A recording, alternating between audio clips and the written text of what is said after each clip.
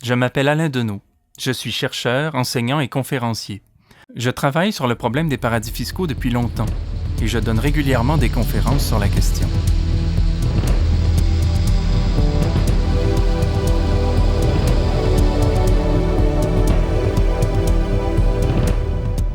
Quand j'ai commencé à parler des paradis fiscaux, moi c'était en 1999, je peux même situer la date, c'est le 24 septembre 1999 que je me suis intéressé à la question quand j'ai vu dans le quotidien La Presse un article relégué à la page C3 du cahier économie, enfin quelque chose d'assez anecdotique, disant que Paul Martin avait inscrit sa flotte, enfin la CSL de Paul Martin, le Canada Steamship Line, dont il était l'actionnaire unique, il disait qu'il avait inscrit toute sa flotte maritime à la Barbade et que cette flotte maritime était gérée depuis un holding des Bermudes. Cet article de journal m'avait interpellé. J'ai commencé alors mes recherches sur les paradis fiscaux. Les paradis fiscaux représentent une série de menaces troublantes pour nous tous. Allons voir pourquoi.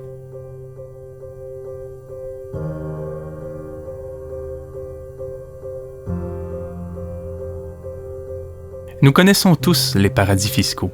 Ils sont de plus en plus souvent mentionnés dans les médias, au cinéma et dans les bandes dessinées ou les romans.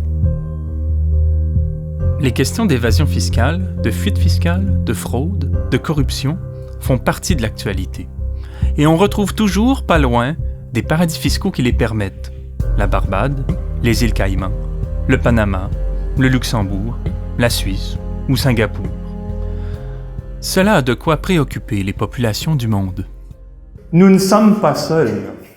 C'est pas une initiative très originale aujourd'hui à Montréal, en ce vendredi matin, de se réunir pour parler des paradis fiscaux. On peut se dire que cette semaine, à Londres, à Vienne, à Sao Paulo, à Mexico, à Los Angeles, à Tokyo, il y a eu peut-être des gens comme nous qui se sont rencontrés pour parler du problème offshore en tant qu'il est mondial, en tant qu'il concerne les peuples.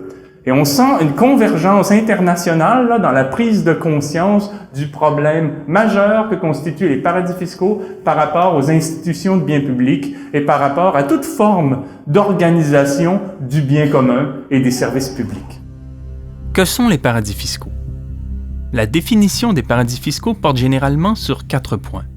Les paradis fiscaux sont des pays qui prévoient un taux d'imposition nul ou quasi nul, prévoit le secret bancaire pour garantir auprès de ceux qui ouvrent un compte bancaire ou créent une filiale d'entreprise une discrétion complète quant à l'identité des gestionnaires, des propriétaires ou des bénéficiaires, de même qu'une discrétion absolue sur la nature des transactions qui sont effectuées depuis le paradis fiscal. Ce sont des territoires qui prévoient un système de loi ultra permissif rendant à peu près tout possible et prévoient que les activités qui y ont cours soient strictement comptables et ne relèvent pas de l'économie réelle. Surtout, les paradis fiscaux ne rendent possible aucune coopération avec les États étrangers enquêtant sur des acteurs inscrits chez eux. Ce sont au fond des actifs qui évoluent, on pourrait dire, hors la loi. En tout cas, hors notre loi. Hors la loi du pays dans lequel, habituellement, ces capitaux-là ont pu être générés. Par exemple, lorsqu'on constate que les Canadiens investissent en 2012 près de 60 milliards de dollars à la Barbade, faisant de cette minuscule économie la 3e destination d'importance en ce qui concerne les placements des Canadiens à l'étranger, et ce sans qu'il n'y ait de chantier industriel en cause, on peut soupçonner ce pays d'offrir aux Canadiens des avantages fiscaux bien particuliers. Comment cela se passe-t-il? On compte plusieurs dizaines de paradis fiscaux dans le monde. La plupart d'entre eux sont des législations des Caraïbes relevant de la couronne britannique, les Bahamas ou les Bermudes par exemple. Des pays de petite taille en Europe comme le Luxembourg, Monaco, le Liechtenstein ou la Suisse. De même que les îles asiatiques comme les îles Marshall. 2 grandes catégories d'utilisateurs recourent aux paradis fiscaux. Premièrement, les banques, les entreprises et les particuliers fortunés qui se retrouvent le plus souvent dans les grands marchés comme New York ou Londres. Deuxièmement, le crime organisé et les grandes mafias internationales engagées dans toutes sortes de trafics ou d'activités illégales, les armes, la drogue, la corruption, la traite des humains. Quels effets ont ces pays et ces législations sur notre monde? Ils permettent aux entreprises et contribuables fortunés de contourner leurs obligations dans les pays fiscalement responsables, là où on prévoit des impôts afin de fournir les services publics et les programmes sociaux dont nous avons besoin collectivement. Par exemple, comme l'illustre la couverture de cette bande dessinée, un juge français est dans l'impossibilité d'enquêter sur un citoyen de son pays, sitôt que celui-ci se trouve de l'autre côté de la frontière suisse. Dans ces 2 livres, Controlling Interest et Who Owns Canada Now?, la journaliste Diane Francis dresse une longue liste de Canadiens fortunés qui ont trouvé refuge dans les paradis fiscaux ou qui ont placé leurs actifs. Les paradis fiscaux permettent aux entreprises de contourner les impôts tout en restant enregistrées au Canada. Une des méthodes prisées s'appelle le prix de transfert. Cette courte vidéo présente bien la technique. Dans son usine, MNC produit des téléphones. Pour ce faire, elle bénéficie de nos infrastructures, de notre système légal et bien sûr de notre main-d'œuvre bien formée et en santé. MNC a reçu une commande de 1000 téléphones d'un client européen. Elle les vend $1 chacun à sa filiale MNC Caraïbes, en réalité un petit bureau dans une petite île. MNC Caraïbes revend le produit au client européen à son juste prix, disons $25 chacun. Pas un seul téléphone n'a transité par les Caraïbes. MNC Caraïbes a néanmoins fait des profits de $24 000. La filiale de la société canadienne devra bien sûr payer des impôts. Combien? $240, puisque dans cette île, ils sont établis à 1% des profits. MNC Caraïbes pourra donc verser $23 760 à Multinational Canada. MNC n'aura pas à payer d'impôts ici, puisque la somme a déjà été imposée dans les îles des Caraïbes. Et pourquoi est-ce que ça fonctionne dans le cas du Canada et de la Barbade? Cela fonctionne parce qu'en 1980, notre gouvernement a signé avec la Barbade un accord sur ce qu'on appelle la non-double imposition. L'idée, c'est de dire que si des capitaux ont été imposés à la Barbade et qu'on les transfère à nouveau au Canada, on ne va quand même pas les imposer une deuxième fois. Et au fond, comme souvent, ces modalités administratives ont historiquement un sens. Par exemple, on peut comprendre qu'entre l'Allemagne et le Canada, il y a un traité de non-double imposition.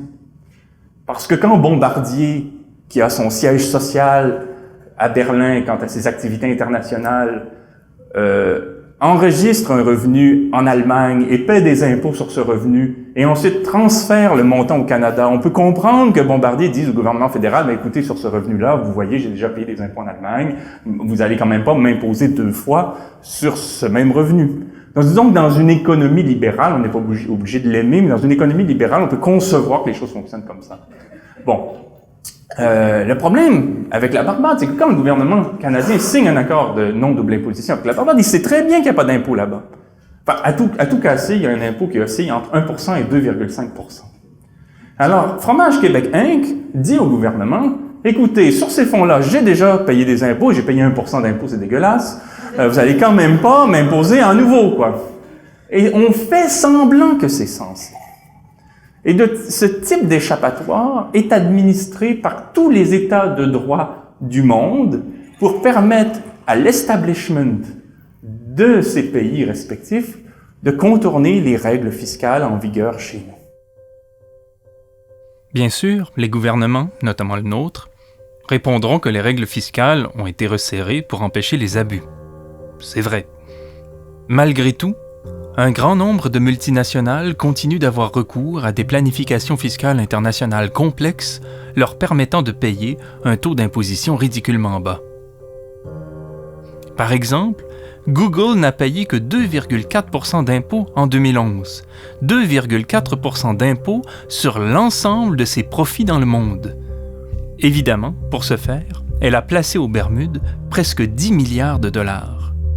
Et bien d'autres multinationales utilisent les mêmes stratagèmes avec les mêmes résultats. Mais le problème excède le cas des seuls paradis fiscaux. Les paradis fiscaux ne constituent en effet qu'un type d'État parmi tous ceux qui nuisent au bien commun. On compte aussi dans la même catégorie toutes les législations de complaisance. Ces législations de complaisance sont des pays ou des territoires qui permettent à des acteurs puissants de contourner les règles en vigueur chez eux, tout simplement en enregistrant leurs activités dans des pays où la réglementation n'existe pas plus qu'un mirage. Il y a les ports francs, qui permettent l'enregistrement des navires pour contourner les règles du transport maritime, les zones franches, qui permettent la création d'industries n'ayant pas à respecter les normes du travail, les lois protégeant l'environnement et bien sûr les impôts, les paradis réglementaires et judiciaires, qui permettent aux entreprises et citoyens fortunés de contourner les règles contraignantes qu'ils rencontrent chez eux. Le Canada, par exemple, attire chez lui 75% des sociétés minières du monde, en raison de son cadre politique, financier, judiciaire et diplomatique avantageux pour elles. Les conséquences sont évidemment dramatiques.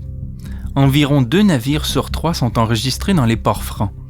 Plusieurs d'entre eux ne prévoient aucune réglementation sur la sécurité au travail, sur les salaires, sur l'entretien des navires ou sur le traitement des déchets toxiques.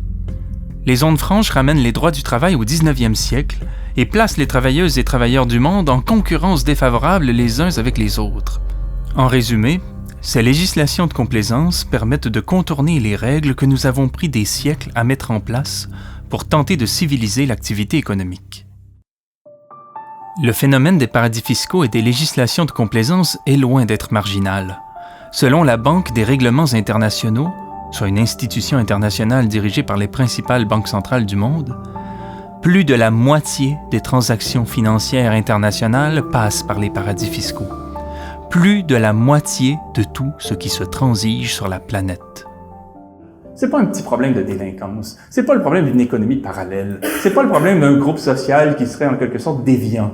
Il s'agit d'un problème constitutif de l'ordre libéral lui-même et de la mondialisation elle-même. La moitié des fonds financiers mondiaux transitent par les paradis fiscaux ou s'y concentrent. Qu'est-ce que ça veut dire? Ça veut aussi dire que les fonds qu'on y trouve ne sont pas seulement dissimulés. Très souvent, on parle des paradis fiscaux comme si c'était un ailleurs nébuleux.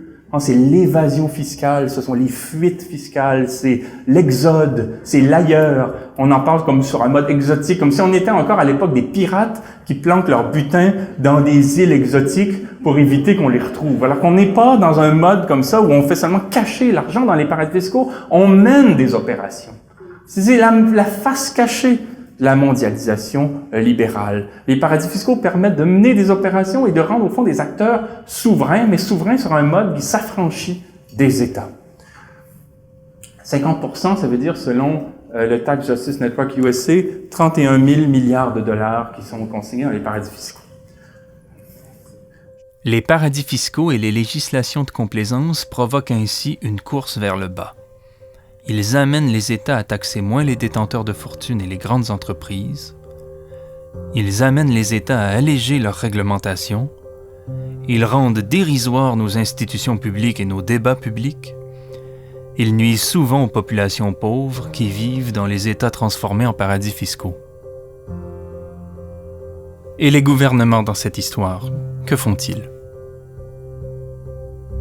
Les États jouent à fond la carte de la concurrence fiscale.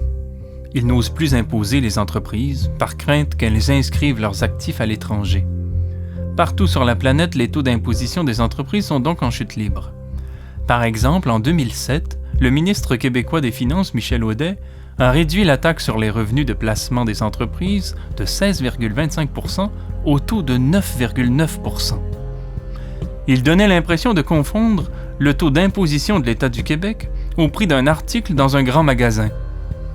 Il s'est justifié en disant que les gouvernements souhaitaient éviter une fuite des capitaux. Pendant ce temps, les États s'endettent.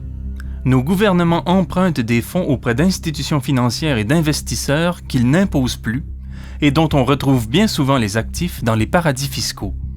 Puis on nous dit qu'il faut toujours davantage couper dans les services publics s'il ne s'agit pas de les tarifer. Mais il y a pire. Parce qu'en fait, ce sont les États eux-mêmes qui rendent bien souvent possible l'utilisation des paradis fiscaux. Les dépendances britanniques des Caraïbes ou d'Europe sont très souvent des législations de complaisance. Les États-Unis ont chez eux un paradis fiscal redoutable en le Delaware. La Chine compte sur Macao, tandis que la France a elle-même ses paradis fiscaux amis.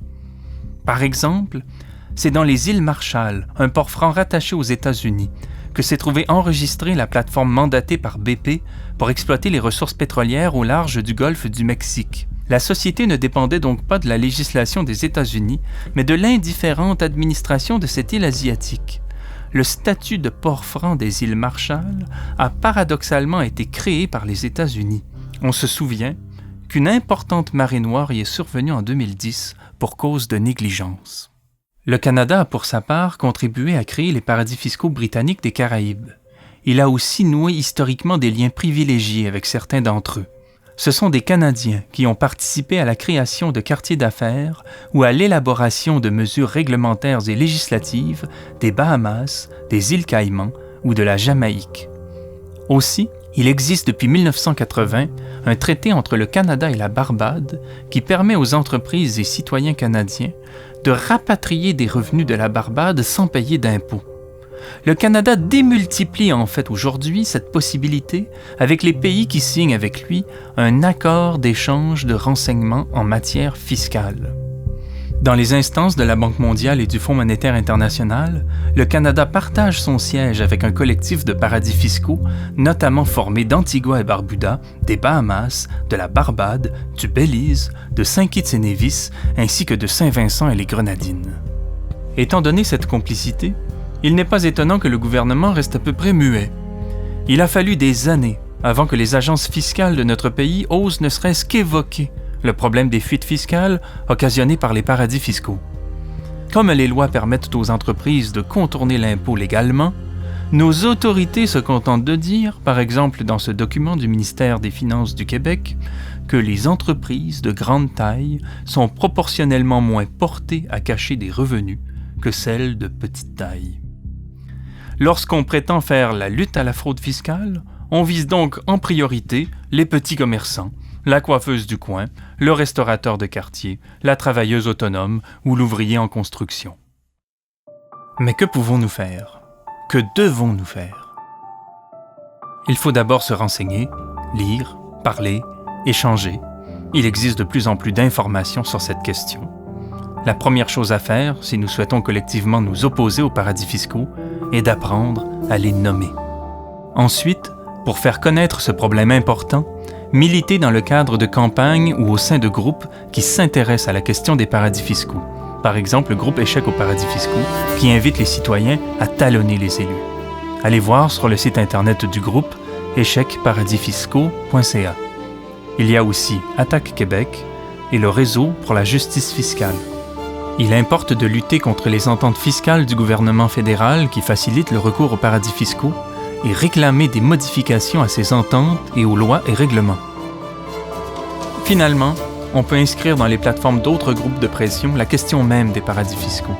Les artistes, les étudiantes et étudiants, les artisans du système d'éducation et de la recherche, les infirmiers et infirmières et les médecins, les tenants d'un Québec sans pauvreté, les défenseurs de l'économie locale et de la petite entreprise, tous ont des raisons de s'inquiéter du problème des paradis fiscaux et des législations de complaisance. Tous doivent se mobiliser pour forcer les gouvernements à agir.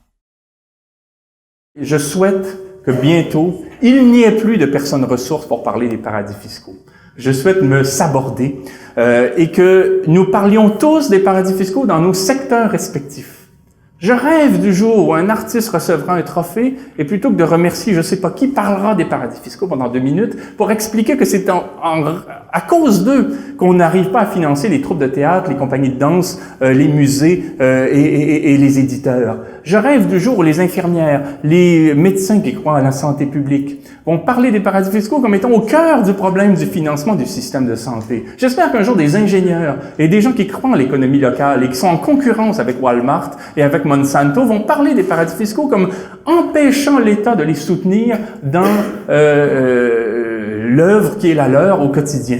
Je souhaite la même chose par rapport à ceux qui militent pour un Québec sans pauvreté. Je souhaite que dans les syndicats, évidemment, la question des paradis fiscaux soit au centre des négociations, qu'on exige qu'il y ait des mesures de représailles contre les fraudeurs fiscaux, mais aussi contre la réglementation qui rend souvent légal l'évitement fiscal. Et le jour où on en parlera tous sur un mode transversal, on aura marqué une vraie avancée et on pourra, comme peuple, marquer un rapport de force. Merci.